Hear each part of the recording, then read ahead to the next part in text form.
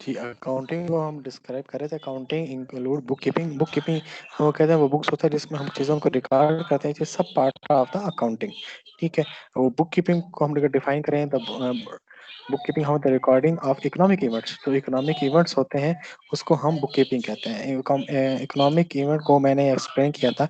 हम जब कोई चीज़ परचेज करते हैं, आप अपने लिए बाइक परचेज करते हैं, लैपटॉप परचेज करते हैं, बुक्स परचेज करते हैं, उसको हम अकाउंटिंग की जुबान में एक इकोनॉमिक इवेंट का नाम देते हैं। उस इकोनॉमिक इवेंट को हम प्रॉपर्ली रिकॉर्ड करते हैं इस बुक में, उसको बुक कीपिंग कहते हैं। Bookkeeping is a part of accounting. Bookkeeping is a part of accounting. Economic event क्या है, अगेन मैं एक्सप्लेन करता हूँ। When you are going to purchase और सेल समथिंग, जब आप किसी चीज को परचेज या सेल करते हैं, उस इवेंट को हम इकोनॉमिक इवेंट का नाम देते हैं। मैं जैसे आप लैपटॉप परचेज करते हैं 50,000 का, आपने बाइक परचेज किया 100,000 की, ठीक है, आपने बुक्स परचेज किए हैं 5,000 की, आपने मोबाइल परचेज किया है। डेफिनेटली इसी तरह बिजनेस में भी आपने परचेजिंग और सेलिंग करनी होती है। आपने रॉ मटेरियल परचेज करना होता है चीज़ों को बनाने के लिए, आपने उसके लिए फॉर लेबर हायर करनी होती है, उसकी सैलरी पे करनी होती है। और जब भी कोई ट्रांजेक्शन होती है, ट्रांजेक्शन में जब बाइंग एंड सेलिंग होती है, उसको हम इकोनॉमिक इवेंट का नाम देते हैं। और इकोनॉमिक इवेंट को प्रॉपर्ली जहाँ रिकॉर्ड करते हैं उसको बुक कीपिंग का नाम दिया जाता है। अकाउंटिंग प्रोफेशंस क्या होता है, डेफिनेटली हमारे पास एक मार्केट में एक पब्लिक अकाउंटेंट का वर्ड यूज होता है। Service to the general public through the service they perform. ठीक है, एक पब्लिक अकाउंटेंट होता है, जब हर गवर्नमेंट इंस्टीट्यूट में एक पब्लिक अकाउंटेंट होता है जो अपने एरिया या स्पेसिफिक डिफाइन एरिया के लोगों की सैलरीज को प्रॉपर्ली रिकॉर्ड करता है, उसकी पेंशन को प्रॉपर्ली रिकॉर्ड करता है, उसके एक्सपेंसेस को प्रॉपर्ली रिकॉर्ड करता है, वो अपने रेवेन्यू को प्रॉपर्ली रिकॉर्ड करता है। उसको हम पब्लिक अकाउंटेंट करते हैं जो गवर्नमेंट के लिए सर्व करता है। प्राइवेट अकाउंटेंट में इंडिविजुअल इन कंपनीज जो प्राइवेट कंपनी में काम करते हैं, इन्वॉल्व इन एक्टिविटी इंक्लूड जो किसी भी बजटिंग की, कास्ट, टैक्स, जो accounting system and internal auditing. ठीक है, तो प्राइवेट अकाउंटेंट बेसिकली वो होता है जो कंपनी की एक्टिविटी में इन्वॉल्व होता है। कौन कौन सी एक्टिविटी है? कास्ट क्या होता है? किसी भी प्रोडक्ट को जब मैन्युफैक्चर किया जाता है तो उसकी लागत मालूम की जाती है कि ये प्रोडक्ट हमें कितने में पड़ी। एक कंपनी वो शैम्पू प्रोड्यूस करती है, शैम्पू उसको कितने में फेस करना पड़ रहा है, 80 रुपीज है, 90 रुपीज है, फिर उसमें प्रॉफिट ऐड करके मार्केट में सेल प्राइस डिटरमाइन की जाती है। तो casting is a part of the accounting. इसी तरह टैक्स अकाउंटिंग होते हैं। At the end of the financial years, जो कंपनी का अकाउंटेंट होता है वो कंपनी के रेवेन्यू एक्सपेंसेस को प्रॉपर्ली रिकॉर्ड करता है, और at the end of the year वो टैक्स कैलकुलेट करता है कंपनी ने कितना टैक्स पे करना है।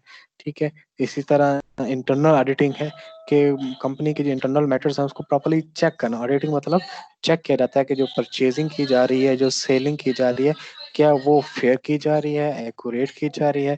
It's part of the, it is duty of the private accountant. इनको अकाउंटिंग प्रोफेशन का नाम देता है। Non profit accountant of the reporting and control of for government units. Not for profit accountant reporting की जाती है, कंट्रोल किया जाता है गवर्नमेंट यूनिट्स के लिए, फाउंडेशन के लिए, ऐसे अदारे जिनका मकसद मुनाफा कमाना नहीं होता। जैसे एदी का आपने नाम सुना हो, एदी एम्बुलेंस का, 112 का अपने नाम से, गवर्नमेंट इंस्टीट्यूट होते हैं जिनका मकसद प्रॉफिट कमाना नहीं होता, just for the welfare of the people, उसको हम नॉन प्रॉफिट अकाउंटेंट कर देते हैं। वो हॉस्पिटल भी होते हैं, लेबर यूनिट्स भी होते हैं, कॉलेज, यूनिवर्सिटीज, एनजीओ। जैसे गवर्नमेंट जो कॉलेजेस होते हैं, जो यूनिवर्सिटीज होते हैं, उनका पर्पस प्रॉफिट कमाना नहीं होता, उनका पर्पस होता है well for the welfare of the students, student की वेलफेयर के लिए वर्किंग की जाती है, इसके लिए फीसिस वगैरह कम रखी जाती हैं। तो दीज आर थ्री प्रोफेशनल्स इन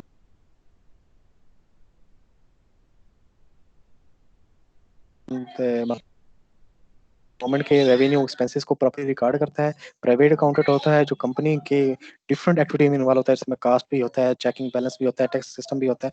और नॉट फॉर प्रॉफिट अकाउंटेंट ऐसे वो इंस्टीट्यूट जिसमें स्कूल, कॉलेज, हॉस्पिटल्स, ऐसे गवर्नमेंट इंस्टीट्यूट जिनका पर्पस प्रॉफिट अर्न करना नहीं होता, उनके लिए भी जो अकाउंटेंट वर्किंग करते हैं उसको नॉन प्रॉफिट अकाउंटेंट का नाम देते हैं। इनको अकाउंटिंग प्रोफेशन का नाम दिया जाता है। The building blocks of the accounting, basic build, इसमें क्या क्या चीजें होती हैं अकाउंटिंग में, कौन कौन सी चीजें आपको फेस करनी पड़ती हैं। These are the basically rules and regulation. सबसे पहले होती है एथिक्स।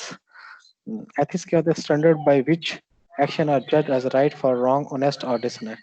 जो आप अकाउंटिंग स्टैंडर्ड आपको पढ़ाए जाएंगे या अकाउंटिंग के जो रूल पढ़ाए जाएंगे, क्या उसको प्रॉपरली फॉलो किया जा रहा है, क्या उसको फॉलो करके आपके अकाउंटिंग इंफॉर्मेशन को रिकॉर्ड किया जा रहा है, आपकी अकाउंटिंग इंफॉर्मेशन जो क्लासीफाई समराइज की जा रही है, क्या वो according to the rules and regulation है, उसको हम एथिक्स का नाम देते हैं अकाउंटिंग में। Generally accepted accounting principle, it is a institute, ठीक है, एक इंस्टीट्यूट है जो जो ठीक है सिक्योरिटी एक्सचेंज कमीशन ने डेवलप किया होता है, उसे SFASB, ठीक है, ये भी एक इंस्टीट्यूट है। ये वो इंस्टीट्यूट हैं जो अकाउंटिंग के रूल्स एंड रेगुलेशन बनाते हैं। International accounting standard 1, international accounting standard 2।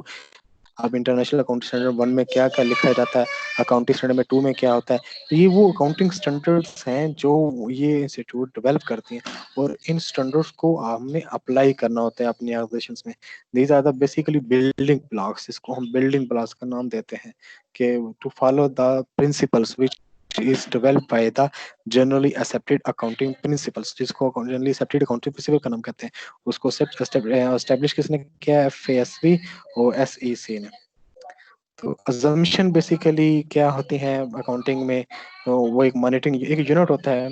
Definitely आप जब किसी चीज को परचेज करते हैं, सेल करते हैं, उस स्पेसिफिक प्रोडक्ट का एक आइटम आप परचेज करते हैं, उसको हम यूनिट का नाम देते हैं, उसको इकोनॉमिक यूनिट का नाम देते हैं ट्रांजेक्शन को, ठीक है, उसको हम मॉनिटरी यूनिट का नाम देते हैं। Only data that can be express in term of money, सिर्फ अकाउंटिंग में उसी यूनिट को लिखा जा सकता है जो इसको मनी में मेजर किया जा सके, जिसको मनी में मतलब ये 10 रुपीज की आइटम है, ये 20 रुपीज की आइटम है, उसको हम अकाउंटिंग में से जिस आइटम को मनी में मेजर नहीं किया जा सकता वो डेफिनेटली अकाउंटिंग का हिस्सा नहीं होता। Economic entity definitely include any organisation और यूनिट इन सोसाइटी, जो भी आप एक्टिविटी करते हैं वो आपकी सोसाइटी में एक यूजफुल होती है। अब there are 3 type of business, market में 3 तरह के बिजनेस होते हैं, प्रोप्राइटरशिप, पार्टनरशिप, कॉर्पोरेशंस।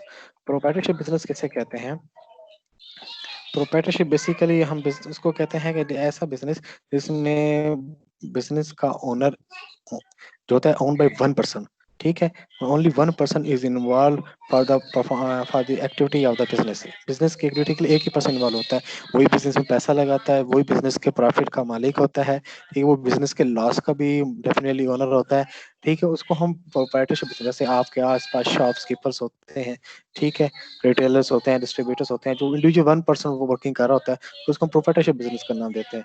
अब वो भी अपने हिसाब किताब को मेंटेन करने के लिए उसने कॉपी नुमा सी बुक रखी होती है, लिखता है कि मैंने किस चीज को आदमी को चीजें सेल की हैं, शाम के एंड पर वो हिसाब किताब करता है मेरे पास कितनी सेल हुई है, फिर वो ये भी डिटरमाइन करता है कि किस आइटम में मुझे कितना मुनाफा हो रहा है, वो भी एक सॉर्ट ऑफ अकाउंटिंग होती है।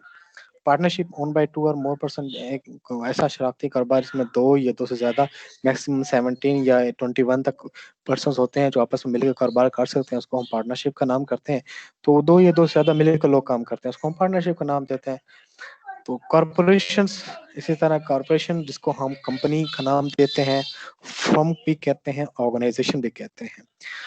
ये वो अदारा होता है जो किसी स्टेट के एक्ट के मुताबिक रजिस्टर्ड किया जाता है, जैसे पाकिस्तान में एक्ट है 1984, इसको हम कहते हैं कंपनी ऑर्डिनेंस 1984 कहता है, जो भी कंपनी रजिस्टर्ड होगी उसको हम डेफिनेटली एक रजिस्टर्ड कंपनी के तौर पर लेते हैं, जो पाकिस्तान स्टॉक एक्सचेंज में रजिस्टर्ड होती है।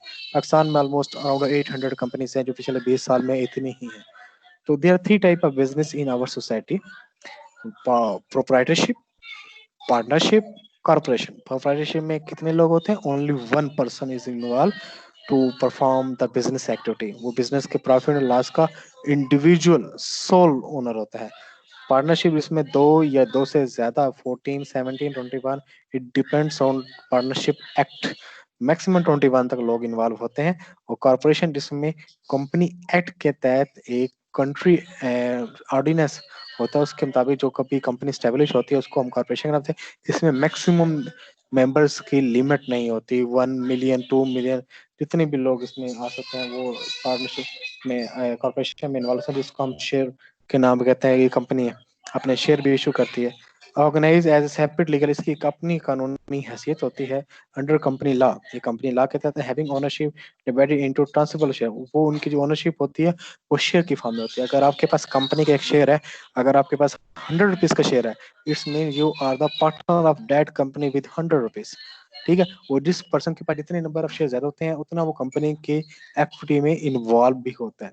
जो मेजोरिटी शेयर होते हैं, जो कंपनी का 10%, 25%, मिलियन बिलियन इन्वेस्ट करते हैं, जो कंपनी की बिजनेस एक्टिविटी में भी वो परफॉर्म करते हैं, जिसमें बैंक्स भी होते हैं, जिसमें गवर्नमेंट भी होती है, इंश्योरेंस कंपनीज भी होती हैं, लीजिंग कंपनीज होती हैं, कॉर्पोरेशन बहुत बड़ा अदारा होता है। जैसे पीआईए है, पाकिस्तान स्टील मिल है, जो इस तरह मैकडोनल्ड एक इंटरनेशनल कंपनी है, केएफसी एक मैकडोनल्ड एक आपके पास इंटरनेशनल कंपनी है, आपके पास होंडा की एक इंटरनेशनल कंपनी है, होंडाई एक आपके पास इंटरनेशनल कंपनी है, डॉलर्स की अपनी कंपनी सुनी है, मिट्सुबिशी की अपनी कंपनी सुनी होगी, ओरिएंट की अपनी कंपनी, ये वो कॉर्पोरेशन हैं जिनकी मल्टीपल प्रोडक्ट्स होती हैं और मार्केट में वो सेलिंग करते हैं, और इनका बिजनेस ओवरऑल द वर्ल्ड होता है। पेप्सी का नाम सुना होगा, कोका कोला का नाम सुना होगा। ठीक है, वो इंटरनेशनल बिजनेस है जो पूरी दुनिया में काम करते हैं।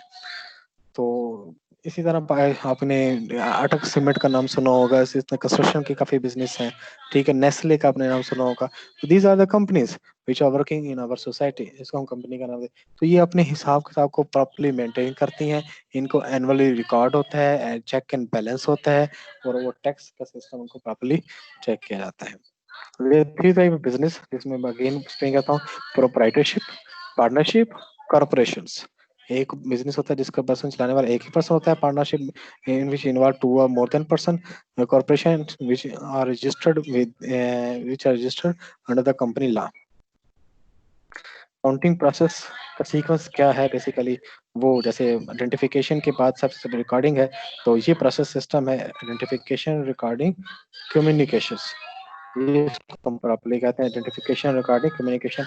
ये यहाँ पर मेंशन भी किया हुआ है कि प्रोसेस क्या है। सबसे पहले चीज़ों को आइडेंटिफाई किया जाता है, एक इकोनॉमिक इवेंट को आइडेंटिफाई किया जाता है। इकोनॉमिक इवेंट क्या होता है, जब हम किसी चीज़ को परचेज करते हैं या सेल करते हैं, उसको हम इकोनॉमिक इवेंट का नाम देते हैं। फिर उसको प्रॉपर्ली रिकॉर्ड करते हैं, जब रिकॉर्ड होता है फिर उसको प्रॉपर्ली हम कम्युनिकेट करते हैं एक स्पेसिफिक फॉर्मेट में, वो जिसको जो हमारे फाइनेंशियल अकाउंटिंग के यूजर्स होते हैं। अब इक्वेशंस क्या है बेसिकली, ये इक्वेशन है अकाउंटिंग की, फाइनेंशियल अकाउंटिंग की। ठीक है, assets is equal to liability plus owner equity. इसको मैं भी डिटेल में एक्सप्लेन करता हूँ। एसेट्स क्या होते हैं, बिजनेस के रिसोर्सेज कहते हैं, वसाइल कहते हैं, जिससे बिजनेस को चलाया जाता है। बिजनेस को पता चल गया, three type of business, sole proprietorship, partnership and joint stock company, जिसको कॉर्पोरेशन का नाम दिया जाता है। अब एसेट क्या है, रिसोर्सेज, रिसोर्सेज वसाइल। जैसे बिजनेस को चलाने के लिए लैंड की जरूरत है, land is a asset. Business को चलाने के लिए फर्नीचर की जरूरत है, furniture is a asset. Business को चलाने के लिए आपको बिल्डिंग की जरूरत पड़ती है, building is a asset. Business को चलाने के लिए आपको कंप्यूटर इक्विपमेंट परचेज करनी पड़ती हैं, computer equipment are asset. those those products which are used in business activity, वो चीजें जो बिजनेस एक्टिविटी में यूज की जाती हैं उसको एसेट का नाम देते हैं। उनको वसाइल का, जैसे लैंड है, बिल्डिंग है, फर्नीचर है, मशीनरी है। अपने प्रोडक्ट बनानी है, कोई भी किसी भी टाइप की मैंने कंपनी ओपन करना चाहते हैं तो आपको मशीनरी परचेज करनी पड़ती है, मशीनरी इज एसेट। ठीक है, आपको बिजनेस स्टार्ट करने के लिए कैश की जरूरत होती है। ठीक है, first part, first asset cash in hand. आपके पास कैश कितना होना चाहिए जब बिजनेस को चला सकते हैं, वो एसेट है।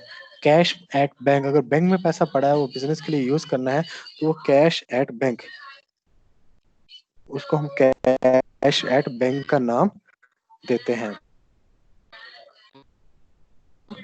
Cash in hand, cash at bank. इसी तरह आपके पास स्टॉक पड़ा होता है जो बिजनेस में यूज किया जाता है, वो भी बिजनेस का एसेट है। तो cash in hand, cash at bank, bank balance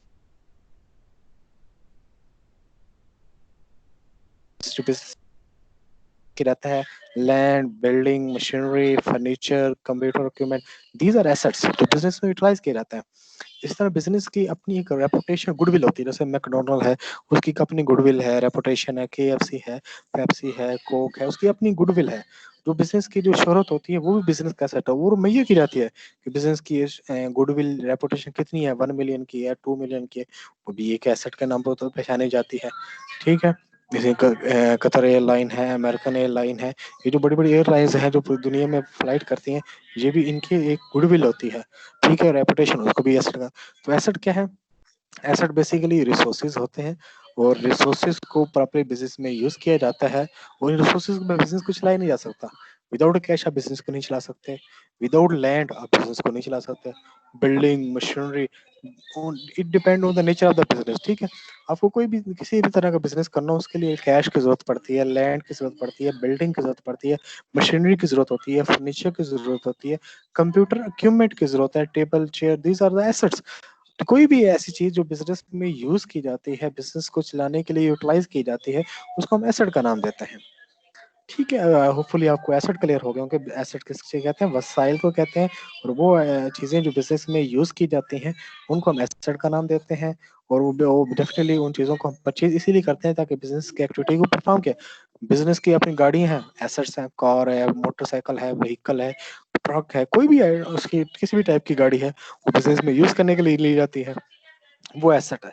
ठीक है, तो इन एसेट और रिसोर्सेज को जनरेट करने के लिए सम टाइम आपके पास कैश इन हैंड होता है, सम टाइम आपको डेफिनेटली कैश लेना पड़ता है।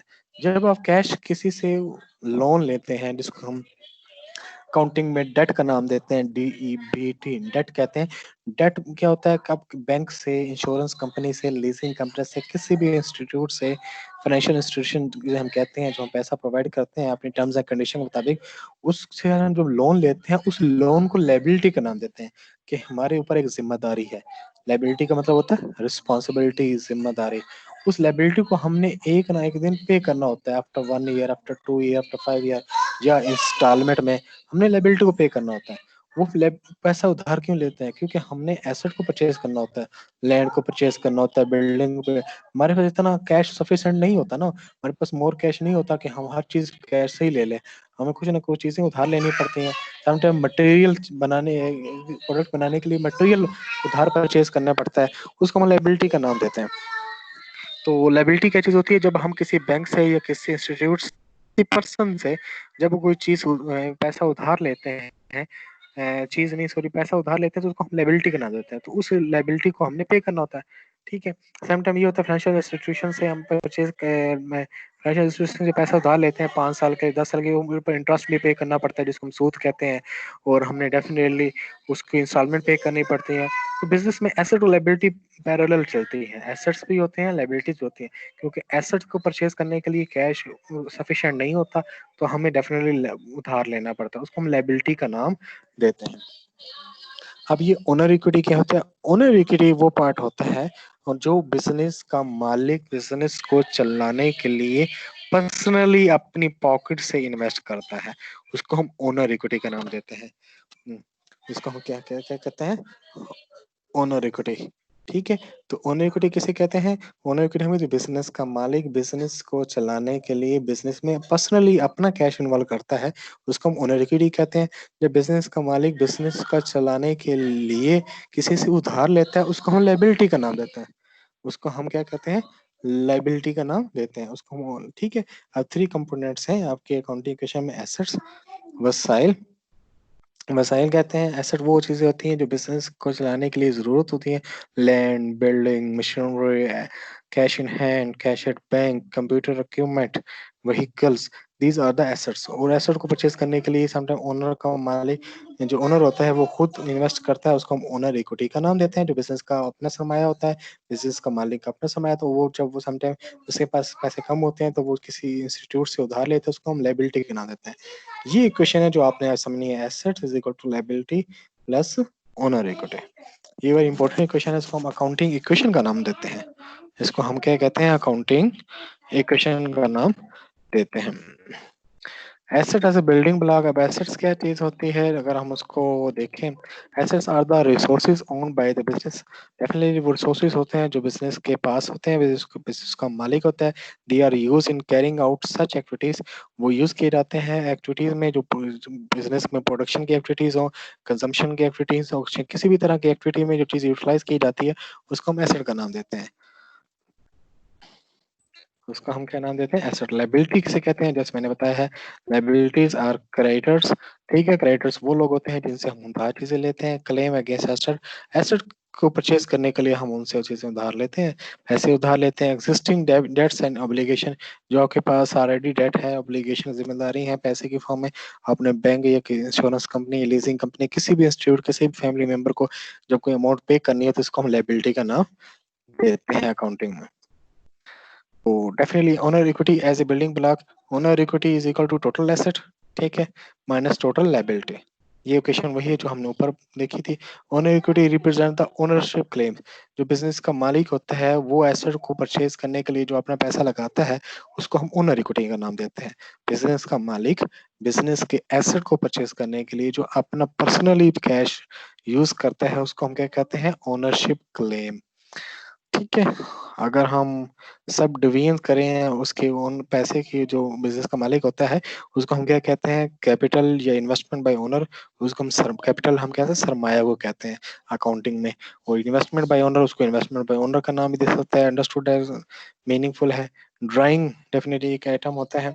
ड्राइंग किसे कहते हैं, ड्राइंग कहते हैं कि बिजनेस का मालिक बिजनेस में से अपने पर्सनल यूज के लिए कैश, प्रोडक्ट या कोई भी आइटम विड्रॉ करता है, ले लेता है बिजनेस से, तो उसको हम ड्राइंग कराते हैं, क्योंकि बिजनेस डेफिनेटली उसका अपना है, लेकिन अकाउंटिंग में बिजनेस और बिजनेस के मालिक का रिकॉर्ड सेपरेटली लिखा जाता है। बिजनेस का मालिक अपने ही कारोबार में से जब कैश या प्रोडक्ट कोई भी आइटम यूज करने के लिए, पर्सनल यूज करने के लिए, अपने पर्सनल यूज के लिए कोई जब कैश या कोई भी आइटम लेता है उसको हम ड्राइंग का नाम देते हैं। और रेवेन्यू डेफिनेटली जो बिजनेस के प्रोडक्ट को मार्केट में सेल किया जाता है तो उसको हम रेवेन्यू का नाम देते हैं।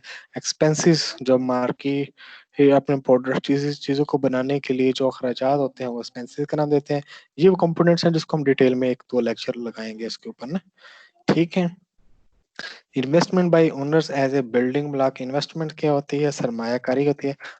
Are the asset by the owner puts in, वो बिजनेस का मालिक बिजनेस में अब डेफिनेटली अब कैश यूज करता है वो इन्वेस्टमेंट करता है, ठीक है। उससे उसकी क्या होता है, ओनर इक्विटी इंक्रीज होती है। ओनर इक्विटी मैंने क्या बताया, वो अमाउंट, वो कैश, वो कैपिटल जो बिजनेस का मालिक बिजनेस बनाने के लिए अपनी पॉकेट में से पर्सनली इन्वेस्ट करता है उसको ओनर इक्विटी का नाम देते हैं। और ड्राइंग क्या होता है, और विड्रॉ ऑफ कैश, जब बिजनेस में से कैश विड्रॉ की जाती है, निकाली जाती है, या कोई भी एसेट यूज किया जाता है फॉर द पर्सनल यूज, जो बिजनेस का मालिक सिर्फ बिजनेस का मालिक यूज कर सकता है, कोई और पर्सनल यूज नहीं कर सकता, उसको भी रिकॉर्ड किया जाता है कि बिजनेस के मालिक ने जाती मकसद के लिए इतनी चीजें, इतनी कैश यूज की है, उसको हम ड्राइंग का नाम देते हैं। डिक्रीज ओनर इक्विटी डेफिनेटली उससे उसका अपना सरमाया कम होता है क्योंकि उसकी ओनर इक्विटी में से माइनस की जाती है। रेवेन्यू क्या है, revenue as a building block, revenue क्या है, gross increase in all on equity from business activities entered into for purpose of earning income. Definitely कोई भी चीज आपकी अमाउंट इंक्रीज होती है for selling of the product, फिर वो आपके ओनर इक्विटी में इंक्लूड की जाती है, जो भी आपका मुनाफा होता है may result from sale of merchandise, आपको प्रोडक्ट्स को सेल करते हैं, सर्विसेज को सेल करते हैं, आपकी प्रॉपर्टी का रेंट है, या आपने अमाउंट इन्वेस्ट की हुई है बैंक में तो वहां से कैश रिसीव होता है, ये सारी अगर अपनी रेवेन्यू होती है। Usually result in the increase in asset, इससे आपका एसेट इंक्रीज होता है, जैसे आप पैसा कमाएंगे तो आपका एसेट इंक्रीज होगा, कैश का बैलेंस इंक्रीज होगा, कैश का बैलेंस इंक्रीज होगा तो एसेट की अमाउंट इंक्रीज होगी, तो ये बिजनेस के लिए ग्रीन सिग्नल कहा जाता है। एक्सपेंसेस क्या होते हैं, डिक्रीज ओनर इक्विटी, एक्सपेंस क्या होते हैं, वो आपकी ओनर इक्विटी के बिजनेस के समय को कम कर देते हैं, क्योंकि वो बिजनेस के ऑपरेटिंग सिस्टम चलाने के लिए ये भी किए जाते हैं। कॉस्ट ऑफ एसेट कंज्यूम असर से, आपकी एसेट की कॉस्ट है, सर्विसेज है जो आप दे रहे हैं वो उसकी भी कॉस्ट होती है, ठीक है। Use in the process of earning, आप मुनाफा कमाने के लिए जो अपनी सर्विस दे रहे हैं या एसेट्स यूज कर रहे हैं तो उसके लिए कॉस्ट है, एसेट यूज करने से उसकी वैल्यू कम हो जाती है तो वो भी एक्सपेंस है। डिफरेंट टाइप के एक्सपेंस होते हैं, जैसे यूटिलिटी एक्सपेंस होते हैं, रेंट एक्सपेंस होते हैं, सप्लाईज एक्सपेंस होते हैं, टैक्स एक्सपेंस। ये जो एक्सपेंस, इनकम, एसेट, लायबिलिटी, इसके ऊपर हम इंशाल्लाह कंप्लीट डिस्कशन करेंगे। आज हम ओवरऑल डिस्कशन करेंगे इनकी पहचान क्या है। तो utility expense, rent expense, supply expense, tax expense, these are the expenses. तो इनसे यहाँ तक हम आज करेंगे। बेसिकली आज आपको पता चल जाना चाहिए कि व्हाट इज एसेट, एसेट क्या चीज होती है, what is owner equity, owner equity किसे कहते हैं, व्हाट इज लायबिलिटी, लायबिलिटी क्या है, what is expense, what is revenue, what is drawing, ठीक है, इन भी चीज़ों की पहचान होनी चाहिए। इसके बाद हम अकाउंटिंग के रूल्स एंड रेगुलेशन पढ़ेंगे, जिसमें हम रिकग्निशन करेंगे एक्सपेंस, इनकम, एसेट, लायबिलिटी की, और इनके जो बिजनेस में basically expense, income, asset, liability use होते हैं, उनकी हम लिस्टिंग करेंगे। फिर हम इसके रूल्स रेगुलेशन को पढ़ने के बाद हम इस क्वेश्चन की तरफ जाएंगे। जी, ये आज का आपका लेक्चर